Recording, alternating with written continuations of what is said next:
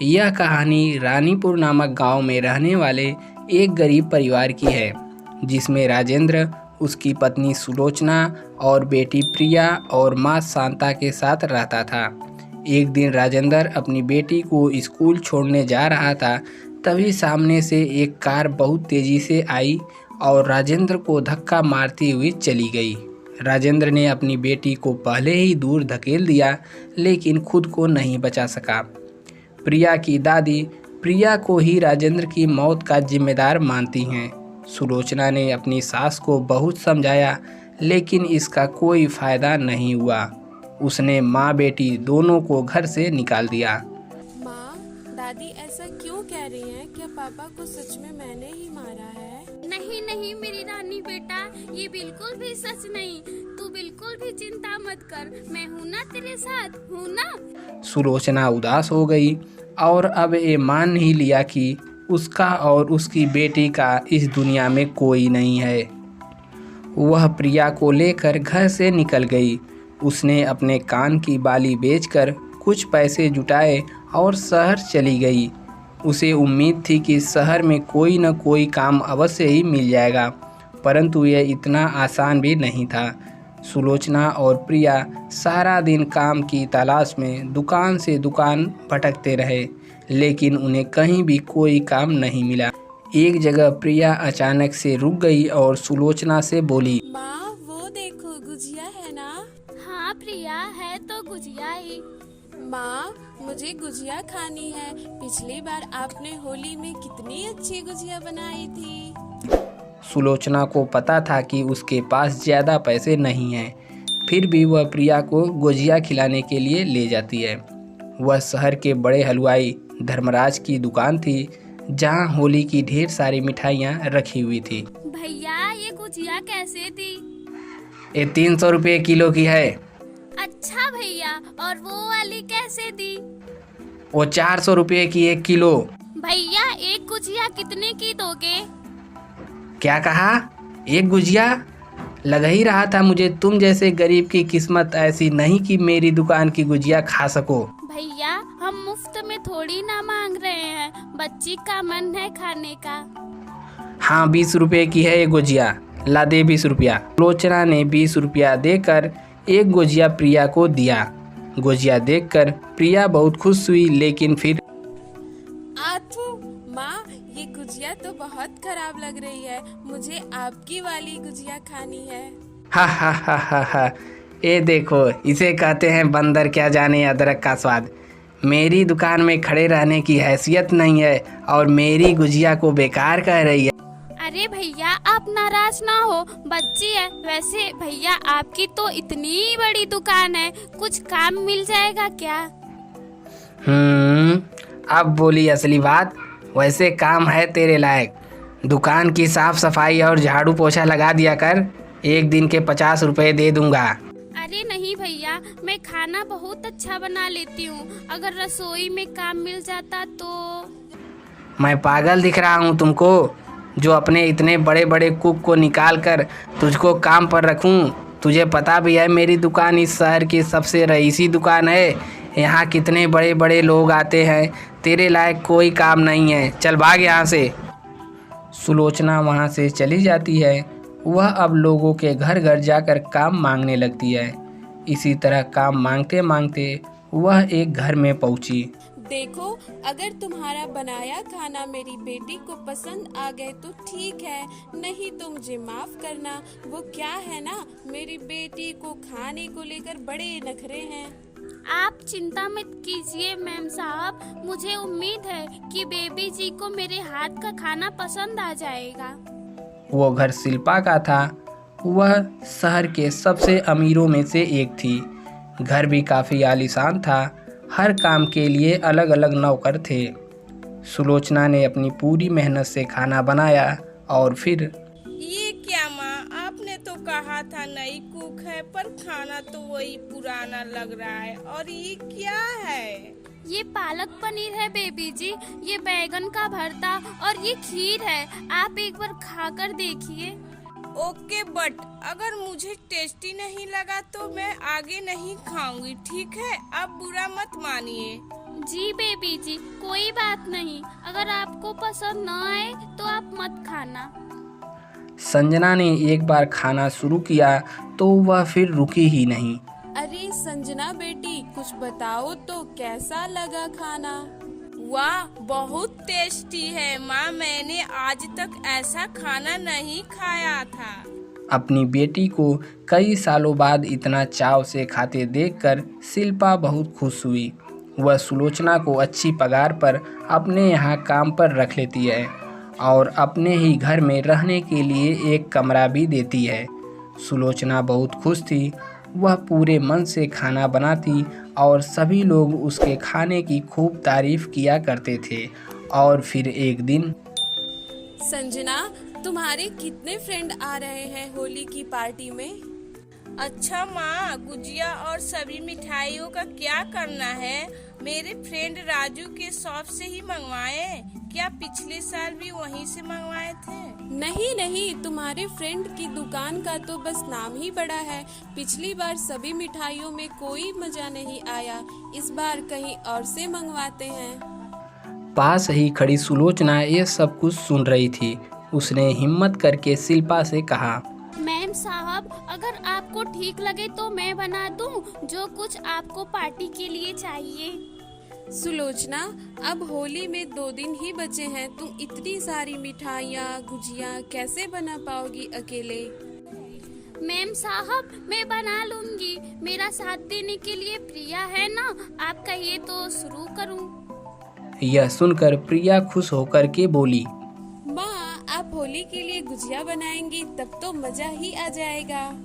यह सुनकर शिल्पा और संजना मुस्कुरा देते हैं और पार्टी के लिए सारा सामान सुलोचना को बनाने के लिए कहते हैं। सुलोचना ने भी खूब मेहनत से पार्टी के लिए सारा कुछ तैयार कर लेती है। फिर होली के दिन, वाह यार संजना, कितना स्वादिष्ट गुजिया बने हैं। वैसे तुमने सही किया जो पापा की शॉप से नहीं मंगवाई। लाओ एक गुजिया और खिलाओ। ये देखो, वैसे तुम्हारे पापा बाहर ही खड़े हैं। अगर उन्होंने तुम्हारी बात सुन ली तो तुम्हारी खैर नहीं। संजना की बात सुनकर उसके सारे फ्रेंड्स हंसने लगते हैं। दरअसल राजू किसी और का नहीं बल्कि उसी धर्मराज का लड़का था जिसने कुछ दिन पहले सुलोचना को अपनी दुकान से भगाया था। ये क्या भाभी जी, इस बार पार्टी का ऑर्डर आपने मुझको नहीं दिया? इस बार मेरे यहाँ ऐसी गुजिया बनी है कि लोग गुजिया के साथ साथ अपनी उंगलियां खा जाते, पार्टी की रौनक बढ़ जाती। वो सब छोड़िए भाई साहब, लीजिए पहले पहले ये गुजिया खाकर बताइए कैसी बनी है। धर्मराज के गुजिया खाते ही उसके चेहरे का हाव भाव ही बदल गया। गुजिया तो अच्छी है, वैसे भाभी जी किसे ऑर्डर दिया था इस बार? अपनी हाउस कुक को, ये सारा कुछ उसी ने बनाया है। अच्छा, ये तो बड़ी अच्छी बात है। जरा मिलवाइए अपने उस हाउस कुक से। शिल्पा धर्मराज को सुलोचना से मिलवाती है। सुलोचना को देखते ही धर्मराज चौंक जाता है। उसे वह सब कुछ याद आ रहा था जो उसने सुलोचना के साथ किया था। वह तुरंत ही सुलोचना से हाथ जोड़कर कहता है, मुझे माफ़ कर दीजिए, मैंने आपका अपमान किया है। शायद इसीलिए होली जैसे बड़े त्यौहार पर मेरे दुकान में रौनक नहीं है। यह कहकर धर्मराज रोने लगता है और सुलोचना से माफ़ी मांगता है और साथ ही उसे अपनी रसोई में काम करने का ऑफ़र भी देता है।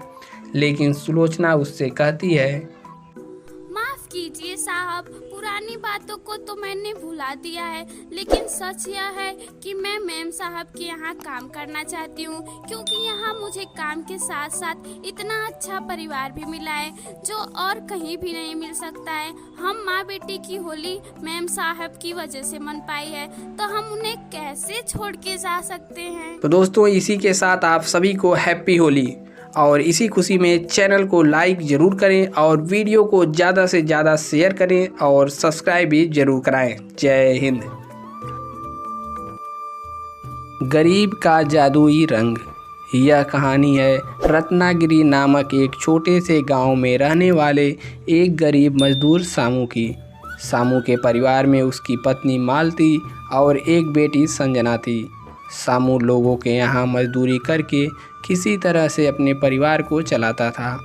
होली का त्यौहार करीब आ गया था। सभी लोग रंग, पिचकारी, गुलाल, पापड़ की खरीदारी में लगे हुए थे। सामू भी वहीं बाजार में खड़ा सभी पिचकारियों और रंगों को बड़े ध्यान से देख रहा था। वह बार बार अपनी जेब टटोल रहा था। उसकी जेब में गिने चुने पैसे थे। वह अपने आप से बोलता है, होली भी नज़दीक है, संजना के लिए रंग व पिचकारी लेना है, लेकिन हमारे पास तो इतने पैसे नहीं हैं। अगर मैं रंग और पिचकारी ले लूँ तो राशन नहीं ले पाऊँगा। चलो पहले राशन ही खरीद लेता हूँ। सामू ने उन पैसों से चावल, दाल और आटे ले लिया।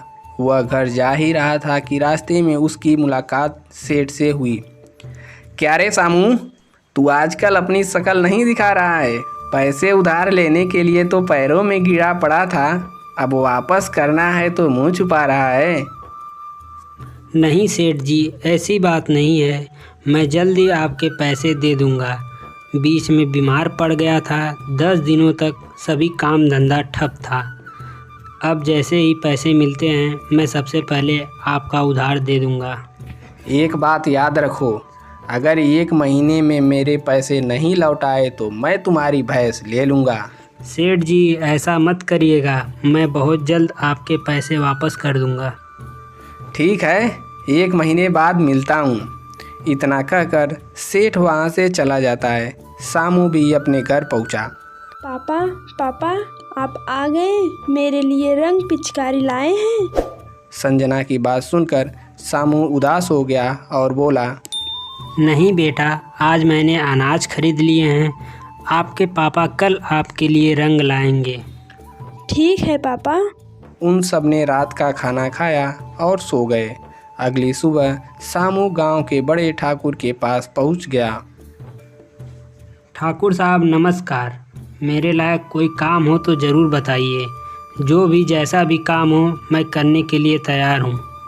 सामू एक काम करो। बोलिए सरकार।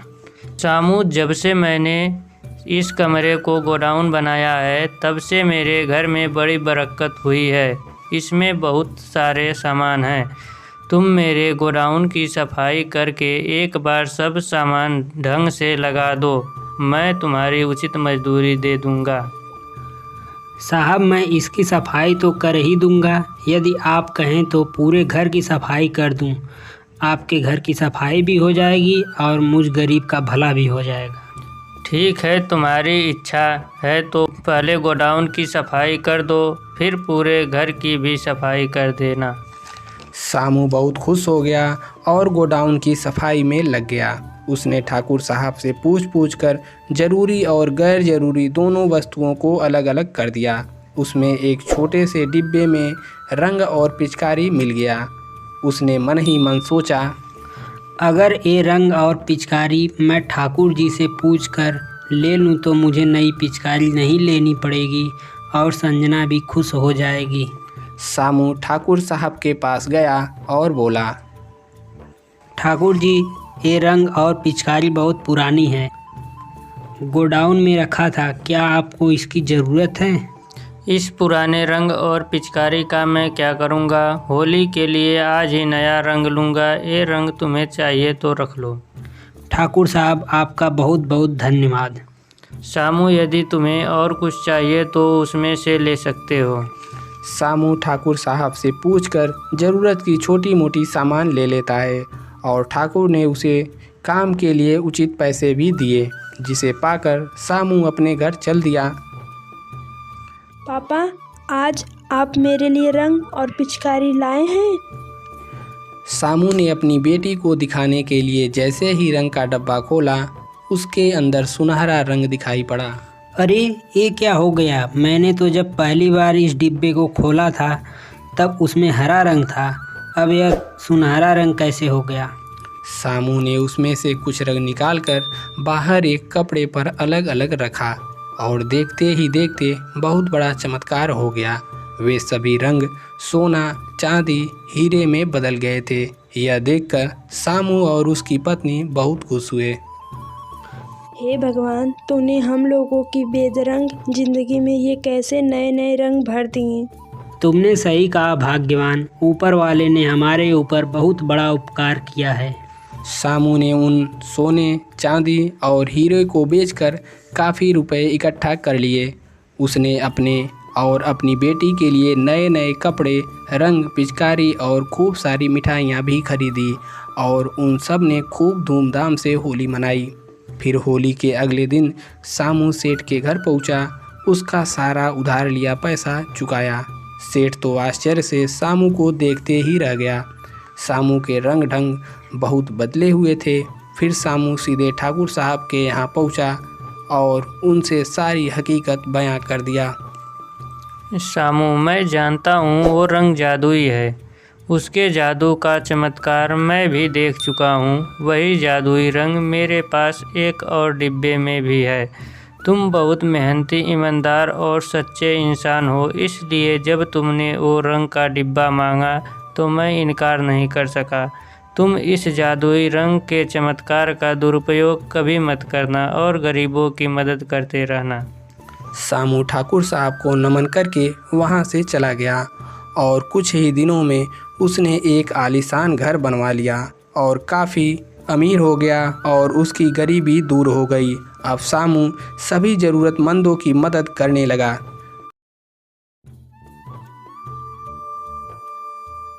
यह कहानी है एक छोटे से गांव में रहने वाले हरिया की। हरिया एक फैक्ट्री में काम किया करता था, लेकिन कुछ दिनों पहले फैक्ट्री बंद हो गई, जिसके कारण अब हरिया के पास कोई भी काम नहीं बचा था। हरिया की पत्नी कई साल पहले ही गुजर गई थी। हरिया की एक 8 साल की बेटी रिया भी थी। वैसे भी वह गरीब था, लेकिन नौकरी चले जाने के बाद वह और भी गरीब हो गया था। नौकरी चले जाने की बात हरिया ने अपने बेटे को नहीं बताई थी। रोज़ की तरह हरिया काम की तलाश में निकलता और शाम तक काम न मिलने पर थका हारा घर आ जाता था। रिया, रिया, ओ रिया बेटी। अरे पापा, आप आ गए फैक्ट्री से? पर आज भी मैं तेरे लिए रंग और पिचकारी लाना भूल गया। अरे कोई बात नहीं पापा, कल ले आना। रिया को पता था फैक्ट्री बंद होने के कारण उसके पापा के पास अब कोई काम धंधा नहीं है। अब वे किसी के दुकान में झाड़ू लगा लिया करते हैं या बोझ ढोकर जैसे तैसे घर चलाते हैं। कभी कभी तो कोई काम नहीं मिलता तो खाली हाथ घर आ जाते हैं। एक दिन हरिया काम की तलाश में शहर की ओर जा रहा था और मन ही मन में सोच रहा था। देखते देखते होली भी आ गई। कल होली है और मैं अभी तक अपनी बेटी के लिए रंग और पिचकारी तक नहीं ला पाया। अगर आज भी कोई काम नहीं मिला तो मैं अपनी बेटी के लिए रंग और पिचकारी कैसे ले आऊँगा। इसी तरह हरिया एक दुकान पर पहुंचा। वहां जाकर सेठ से बोला, सेठ जी, कोई काम मिलेगा? नहीं नहीं, यहाँ कोई काम नहीं, आगे जाओ। सेठ जी, कुछ भी कर लूँगा, झाड़ू पोछा कर दूँगा या सामान सही करवा दूँगा। अब मैंने कहा ना कोई काम नहीं है, तेरे समझ में नहीं आ रही बात? कहीं तेरा इरादा झाड़ू लगाने के बहाने चोरी करने का तो नहीं है? सेठ जी, मैं बहुत गरीब हूँ, मेरे पास कोई काम धंधा भी नहीं है। कल होली है और मुझे अपनी बेटी के लिए रंग और पिचकारी लेना है। आप मुझे काम के बदले रंग और पिचकारी ही दे देना। तू ऐसे नहीं मानेगा। अरे कोई है, भगाओ इसे यहाँ से। पता नहीं कहाँ कहाँ से आ जाते हैं लोग। सेठ उसे वहाँ से भगा देता है। हरिया को आज भी कोई काम नहीं मिला। वह निराश होकर घर जा रहा था और सोच रहा था, आज भी कोई काम नहीं मिला, जेब में एक पैसे नहीं हैं और घर का राशन भी खत्म होने वाला है। अब मैं कैसे घर चलाऊंगा। हरिया उदास मन से घर पहुंचा। क्या बात है पापा, चेहरा इतना उतरा हुआ क्यों है? अरे कुछ नहीं बेटा, तबीयत कुछ ठीक नहीं है, मैं जाकर सो जाता हूँ। रिया को पता था कि उसके पापा को आज भी कोई काम नहीं मिला है। उनकी तबीयत बिल्कुल ठीक है। जब भी उन्हें काम नहीं मिलता है तो वे भूखे सो जाते हैं ताकि राशन एक दिन और चल सके। वो खुद भूखे रह जाते थे, लेकिन रिया को कभी भी भूखे नहीं रहने दिया। अगले दिन होली थी। हरिया चुपचाप सुबह अंधेरे में ही घर से काम की तलाश में निकल गया, पर रिया उसे देख लेती है। उसके जाने के बाद रिया घर में बने मंदिर के पास जाकर कहती है, माँ तू तो पूरे जगत की माँ है, तुझको तो सब पता है। कोई तुमसे धन दौलत नहीं मांग रही हूँ, बस मेरे पापा को कोई काम दिला दे जिससे उनको कभी भूखा न सोना पड़े। माँ तुझे तो पता है ना मेरे पापा कितने ज़्यादा दुखी हैं, अब उन्हें और कष्ट मत दे माँ। उधर हरिया, आज होली है, मेरे पास बिल्कुल पैसे नहीं हैं। हे ऊपर वाले कुछ काम दिला दे। इतना कहते हुए वह उसी सेठ की दुकान के पास से गुजर रहा था कि उसने देखा वह सेठ दुकान बंद करके कहीं जा रहा था। उसके हाथ में कई सारे बैग थे, जिसमें से एक बैग वहीं गिर गया और सेठ जल्दी में कार में बैठकर वहां से चला गया। जब हरिया ने उस बैग में देखा तो उसकी आंखें फटी की फटी रह गईं और वह बोला, अरे राम रे, इतने सारे पैसे, इससे तो मेरी सारी गरीबी दूर हो जाएगी। पर उसका मन इस बात की इजाज़त नहीं दे रहा था। नहीं नहीं, ये ठीक नहीं होगा। पता नहीं किस काम के लिए उन्होंने ये पैसे रखे थे। हरिया उसी दिशा में दौड़ता हुआ सेठ को ढूंढता है, पर गाड़ी कहीं भी नहीं दिखी। हरिया अंत में सेठ की दुकान के पास आकर इंतज़ार करने लगा, लेकिन काफ़ी समय हो जाने पर भी सेठ नहीं आया। तो हरिया ने अगल बगल के लोगों से उसका पता पूछा, पर कुछ भी पता न चला। हरिया बैग लेकर जा रहा था कि रास्ते में सेठ की गाड़ी दिखी। अरे ये तो सेठ की गाड़ी है, इसका मतलब सेठ भी यहीं कहीं है। हरिया जब आगे जाकर देखा तो वहाँ सेठ और एक औरत थी जो सेठ की पत्नी थी। वे हॉस्पिटल के सामने खड़े होकर रो रहे थे। तब हरिया वहाँ गया और बोला, सेठ जी आप इस बैग के लिए ही रो रहे हैं ना? ये देखिए मैंने कोई चोरी नहीं की है। जब आप अपनी दुकान बंद करके जा रहे थे तो आपका बैग वहीं गिर गया।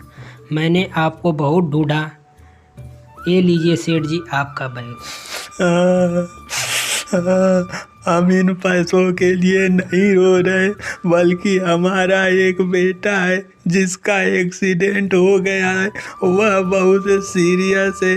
डॉक्टर ने खून के लिए कहा है, खून की ज़रूरत है, लेकिन मेरा और मेरी पत्नी किसी का ब्लड ग्रुप मैच नहीं कर रहा है। किसी तरह एक आदमी खून देने के लिए तैयार हुआ था, लेकिन वह बहुत पैसे मांग रहा था।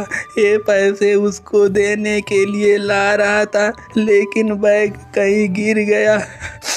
उन आदमी ने पैसों के बिना खून देने से मना कर दिया। अब इन पैसों का मेरे लिए क्या मोल? सेठ जी मैं खून दूंगा आपके बच्चे को। यह सुनकर सेठ थोड़ा सा चुप हुआ। हरिया ने अपना खून दिया। अब सेठ के लड़के की तबीयत में सुधार आने लगा। फिर सेठ ने हरिया से कहा, हमें माफ़ कर दो, हमने तुम्हारे साथ बहुत गलत व्यवहार किया, फिर भी तुमने आज मेरे बच्चे की जान बचाई। मैं तुम्हारा ये एहसान कभी नहीं चुका पाऊंगा। सेठ जी ये कैसी बात कर रहे हैं आप? ये तो हमारा धर्म था। अब ये सारे पैसे तुम रख लो, क्योंकि तुमने मेरे बच्चे की जान बचाई है। नहीं सेठ जी मैं नहीं ले सकता हूँ ये पैसे। जिसके बाद हरिया वहाँ से चला गया। जब वह घर पहुँचा तो उसने देखा रिया रंग खेल रही है। उसने रिया से पूछा, रिया मेरी बच्ची, ये पिचकारी कहाँ से आए, कौन लाया? पापा आज मैं बहुत खुश हूँ। मेरी माता रानी ने मेरी सुन ली और आपको नौकरी मिल गई। नौकरी? तभी अंदर से वही दुकान का मालिक और मालकिन बाहर आते हैं। सेठ जी आप यहाँ कैसे? ये पैसे के हकदार तुम हो, लो ये पैसे लो और मैं अपनी दुकान में तुम्हें नौकरी पर रखता हूँ। इस तरह यह होली हरिया और उसकी बेटी रिया के लिए ढेर सारी खुशियाँ लेकर आई। तो दोस्तों वीडियो पसंद लगा हो तो नीचे लाइक का बटन उसको दबा दें और सब्सक्राइब का बटन भी दबाकर घंटे के निशान को दबा दें। यह कहानी राजनगर नामक गांव में रहने वाले गरीब महेश की है। उसके परिवार में उसकी पत्नी जानकी और बेटा सुरेश और बेटी रानी थी। सुरेश की उम्र 15 वर्ष थी। महेश एक फैक्ट्री में काम किया करता था, लेकिन किसी कारण से वह फैक्ट्री भी बंद हो गई थी। हालत इतनी बुरी हो गई थी कि अब उनके पास खाने के लिए बहुत थोड़े ही अनाज बचे थे। महेश रोज़ सुबह काम की तलाश में शहर जाता था और शाम को उसी तरह वापस आ जाता था। क्या हुआ जी, आज कुछ काम मिला? नहीं, आज भी कोई काम नहीं मिला। ना जाने भगवान भी हमारी कैसी परीक्षा ले रहे हैं। आज तो दुकानदार ने भी और उधार देने से मना कर दिया। कह रहा था कि पहले पुराना कर्जा चुकाओ तब सामान मिलेगा। अगले हफ्ते होली भी है, ना जाने इस बार की होली कैसे बीतेगी। सुरेश और रानी घर के बाहर बैठे थे, तभी उनका पड़ोसी संजू दिखाई दिया। उनके हाथों में होली का सामान था, जिसमें रंग पिचकारी भरे थे। यह देखकर रानी कहती है, भैया देखो संजू कितना सारा सामान लेकर आया है। हम कब जाएंगे सामान लेने? जाएंगे रानी, हम भी जाएंगे। सुरेश ने हाँ तो कर दिया था, लेकिन उसे भी पता था कि उनके पास इतने पैसे नहीं हैं। अभी दोनों भाई बहन गुमसुम बैठे ही थे कि अचानक से अंदर से पापा के चिल्लाने की आवाज़ आई। सुरेश, रानी, जल्दी अंदर आ जाओ, देखो मम्मी को क्या हो गया। दोनों भागकर अंदर आए। अंदर मम्मी बेहोश पड़ी थी। देखो मम्मी अचानक से बेहोश होकर गिर पड़ी हैं। तुम लोग मम्मी का ध्यान रखो, मैं अभी डॉक्टर को लेकर आता हूँ। थोड़ी देर में महेश डॉक्टर को लेकर घर आया। डॉक्टर ने चेक करके बताया कि इनका बीपी लो हो गया था और कमजोरी है। सही से खाना पानी न मिलने के कारण ऐसा हुआ है। मैं कुछ दवाइयाँ लिख देता हूँ, इन्हें मंगवा लेना और इन्हें कुछ फल भी खिलाइए। डॉक्टर के जाने के बाद महेश सोच में पड़ गया कि दवाइयों का इंतजाम कैसे होगा। तब तक जानकी को भी होश आ गया। जानकी सारी बातें जान करके बोली, एक तो पहले ही मुसीबत थी, अब मैं भी बोझ बनकर बैठ गई। नहीं माँ, तुम बोझ नहीं हो, मैं लाऊंगा आपकी दवा। पापा प्लीज़ आप हमें मना मत करना, कल मैं काम खोजने के लिए जाऊंगा। अगले दिन सुरेश काम की तलाश में निकला। सेठ जी, कुछ काम मिलेगा? क्या कर सकता है तू? कुछ भी काम चलेगा सेठ जी, कोई काम हो दे दो बस। तो ठीक है, झाड़ू लेकर दुकान के बाहर लगा दो। फिर होली का सामान रखा है, सब बाहर लगाना है। सुरेश दिन भर मेहनत करके सारा काम करता है।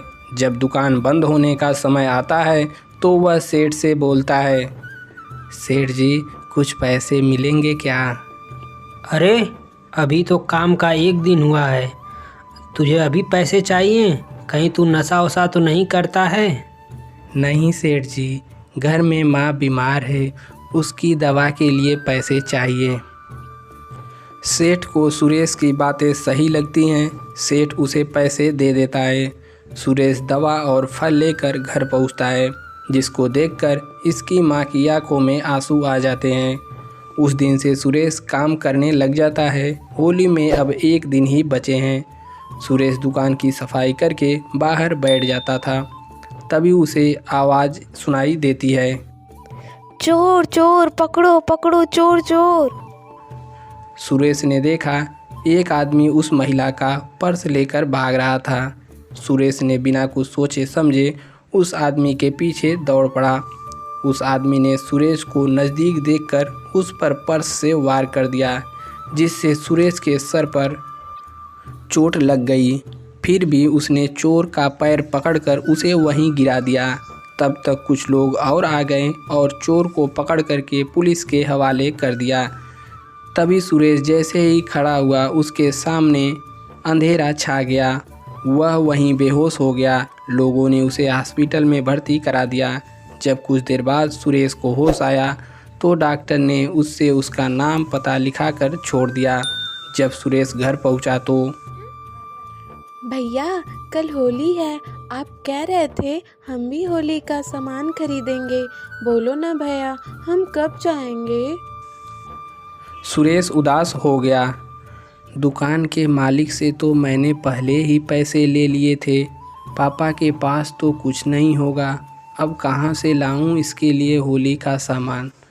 सुरेश यह सोच ही रहा था कि वहाँ एक कार आकर के रुकती है। उसमें से वही महिला निकलती है जिसका कल पर्स चोरी होने से बचाया था। उस महिला के हाथों में थैलियाँ और गिफ्ट भी थीं। आंटी जी, आप यहाँ कैसे? बताती हूँ, पहले अंदर तो चलो। वो औरत और उसके पति सुरेश के साथ अंदर आते हैं, जहाँ सुरेश की माँ और पापा बैठे थे और सुरेश की माता पिता से मिलते हैं। कल सुरेश की वजह से हम लोग बर्बाद होते होते बचे हैं। जिस पर्स को सुरेश ने चोरी होने से बचाया है, उसमें हमारी ज़मीन के कागज़ और गहने थे, जिसकी कीमत 30 से 35 लाख थी।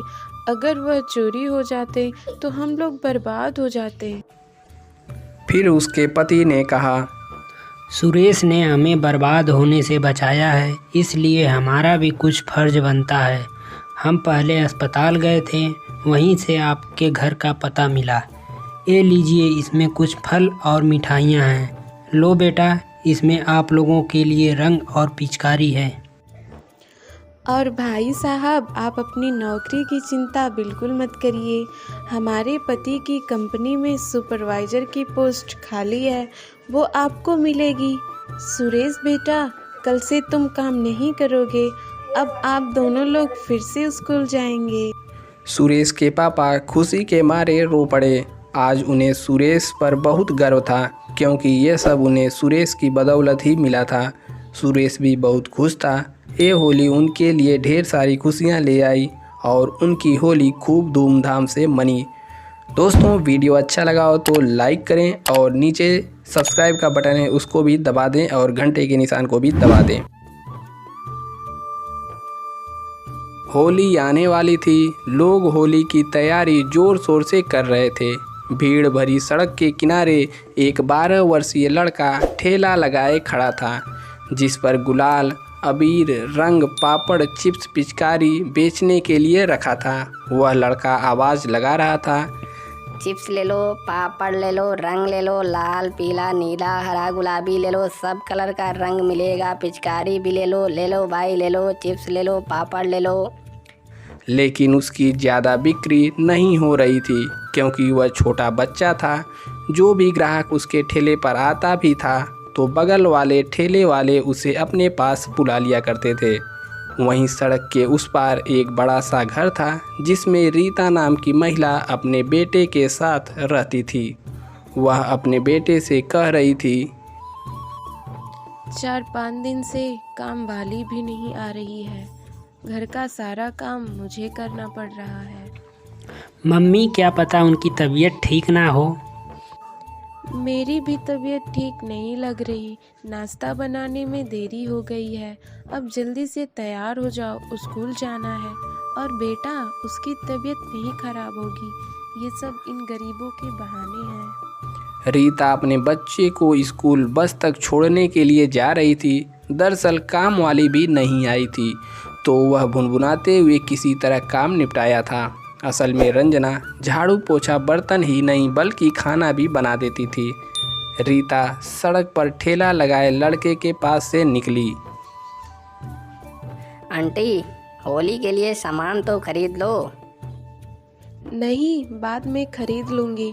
और यहाँ से ये घटिया सामान नहीं लूँगी। मैं तो मॉल ही जाऊँगी। आंटी, थोड़ा सा तो ले लो। आज कुछ भी बिक्री नहीं हुई। आज मैं घर जाऊंगा, कम से कम खाने भर के लिए पैसे तो हो जाएंगे। मेरी कोई बात नहीं, पर मेरी छोटी बहन और मम्मी भी भूखी रहेंगी। मम्मी, ले लो ना सामान। राज के जिद करने पर भी रीता गुस्सा हो गई और बोली, नहीं लूँगी सामान, मैंने बोला ना। राज खड़ा रह गया। उसे उम्मीद थी कि माँ उसकी बात मान लेगी। तभी एक कार तेजी से ठेले की तरफ आ रही थी। यह देखकर संजय ने कहा, बचो राज, बचो। यह कहकर उसने राज को तेजी से धक्का दिया और खुद भी दूसरी ओर गिर गया। तभी वो कार ठेले को धक्का मारते हुए चली गई। ठेले का सारा सामान गिर गया जो धूल में मिलकर बेकार हो गया। संजय ने राज को बचा लिया था। यह देखकर रीता बहुत डर गई थी और भागकर वहां आती है। शुक्र है तुम दोनों बच गए, लेकिन ठेला टूट गया है, सब सामान बेकार हो गया है। संजय रो रहा था, उसके हाथ में चोट भी लगी थी। रीता बहुत पछता रही थी कि उसने कितना गलत किया उस लड़के के साथ। वो कितना गिड़गिड़ा रहा था सामान लेने के लिए। रो मत बच्चे, मैं तुम्हारे सामान और ठेले का नुकसान पूरा कर दूंगी। समझ लो मैंने ये सब सामान खरीद लिया। तुम तो बहुत अच्छे लड़के हो ना, तुमने आज मेरे बेटे की जान बचाई है। मैं तुम्हारा एहसान कभी भी नहीं भूल सकती। चलो मैं तुम्हारे साथ तुम्हारे घर चलती हूँ। रीता और राज संजय के साथ उसके घर चल पड़े। जब संजय घर पहुंचा तो रंजना को देखकर रीता चौंक पड़ी। अरे रंजना, तुम यहाँ? यह तुम्हारा बेटा है और तुम काम पर क्यों नहीं आ रही हो? जवाब में रंजना फूट फूट कर रोने लगी। मेरा पति और बच्चा बहुत बीमार है, तभी तो मुझे काम करने की ज़रूरत पड़ी थी। मैं काम पर चली जाती थी, बेटी उसका देखभाल करती थी। अब 5 साल की बेटी 3 साल की बेटी का क्या ही देखभाल कर पाती। ये सब बात सुनकर रीता ने जब चारों तरफ देखा तो वहाँ एक चूल्हा और कुछ बर्तन थे। रंजना के बच्चे की हालत बहुत ख़राब लग रही थी। उसका पति घनश्याम दवा लेने गया था। रीता बोली, इसकी अच्छे डॉक्टर से दवा कराओ। अच्छे डॉक्टर से कैसे दवा कराऊं दीदी? 8 दिन से मैं काम पर नहीं गई, कौन पैसे देगा हमें? इसीलिए तो संजय अपने पापा का ठेला लगा रहा है, लेकिन उसके भी सामान नहीं बिक रहे हैं। यह सुनकर रीता अपने पति राजेंद्र को फ़ोन किया। सुनो जी, 4 लोगों का खाना लेकर आप तुरंत यहाँ आइए और 2 लोगों को हॉस्पिटल में भर्ती कराना है। बाकी बातें मिलकर बताती हूँ।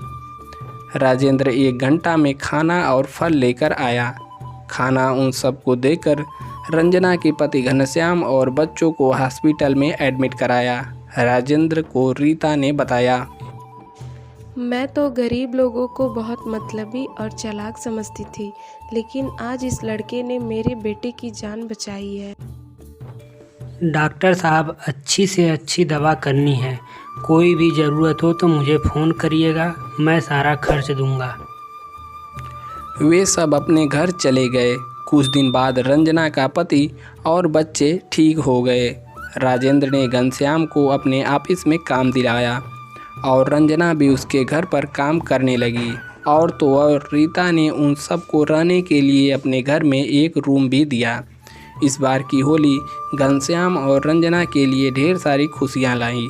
अब संजय भी राज के पास खूब खेलता था। रीता ने रंजना के सभी बच्चों के लिए नए कपड़े लाई और सभी खुशी खुशी रहने लगे। दोस्तों, कहानी पसंद आया हो तो नीचे लाइक की बटन है उसको दबा देना है और सब्सक्राइब वाली बटन दबाकर घंटे को भी दबा दें।